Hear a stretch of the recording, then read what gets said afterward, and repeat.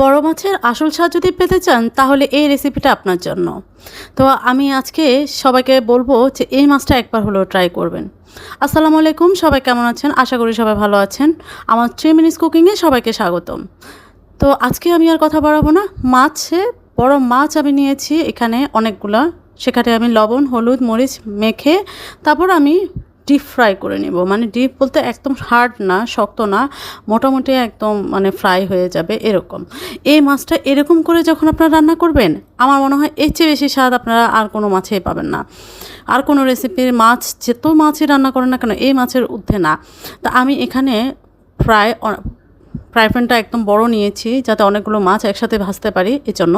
তা আমি প্রথমে মাছগুলোকে প্রায় আধা ডুবো তেলে আমি ভেজে নিব সবগুলা। একদম ডুবো তেল লাগে না মাছ ফ্রাইয়ে। তো সবসময় মাছ ভাজার ক্ষেত্রে খেয়াল রাখবেন যে কড়াইটা যেন লেগে না থাকে, এরকম কড়াই যেন না হয় মাছ লেগে যায়। এমন হলে মাছ ভাজতে আমার মনে হয় আর অন্য কোনো কিছুতে যত রাগ আসে না, মাছ ভাজতে গেলে মাছ যখন আটকায় যায় তখন এত রাগ আসে।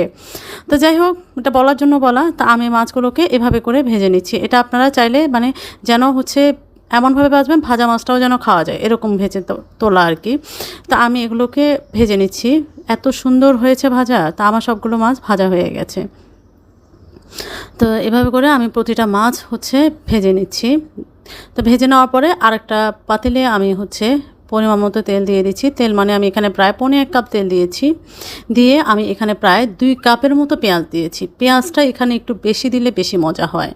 এখানে আমার মাছটা একটু পেঁয়াজ থাকবে। এখানে আমি পেঁয়াজ দেওয়ার পরে আদা বাটা দিয়ে দিলাম, 1 চা চামচ রসুন বাটা দিয়ে দিলাম আমি 1 টেবিল চামচ পরিমাণ।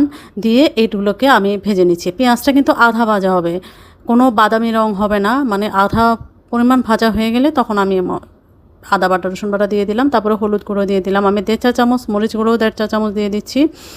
এনে কালারটা অনেক সুন্দর আসবে এবং যারা একটু ঝাল ঝাল গ্রেভি পছন্দ করে তাদের জন্য মরিচটা এরকম, আর যারা কম খায় তারা সেক্ষেত্রে কম দিতে পারে, অসুবিধা নেই। তা আমি একটা টমেটোকে মানে পাতা পাতা করে কেটে নিয়েছি, পুরোটাই আমি দিয়ে দিয়েছি।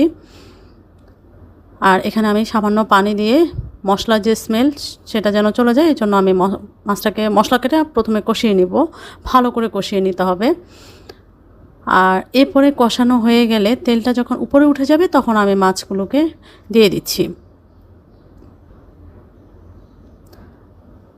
দেখেন মাছগুলো আমি চারপাশ থেকে ছড়িয়ে দিচ্ছি। আর সবসময় খেয়াল রাখবেন এই ধরনের মাছ যখন রান্না করবেন, বেশি মাছ তখন বড় চ্যাপ্টা ধরনের কোনো একটা পাতিল নেবেন যাতে মাছটা যেন তোলার সময় ইজি হয়।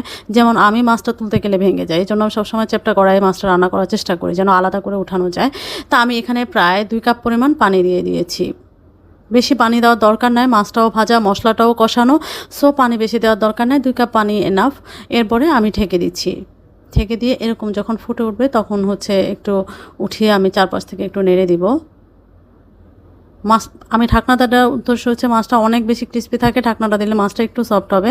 তা আমি এই পর্যায়ে যখন ঝোলটা কমে যাবে চুলার আঁচটা লো করে দিয়েছি। আমি কাঁচামরিচটাকে একটু ফালি করে দিয়ে দিচ্ছি এখানে উপর থেকে। আর লবণটা স্বাদ মতো, লবণটা অবশ্যই আপনারা আপনাদের পরিমাণ মতো দিয়ে দিবেন, কারণ এসব আইটেমগুলোতে লবণটা আসলে এক্স্যাক্টলি বলা যায় না, কারণ কম বেশি হতেই পারে। তো দেখেন আমার ফাইনাল লুকটা চলে আসছে মাছের। এত মজা হয়েছে যে মানে ঈদের পরে এই মাছটাই বেস্ট হবে, এই রেসিপিটাই মাছের। তো সবাই ভালো থাকবেন, দোয়া করবেন। আল্লাহ হাফেজ।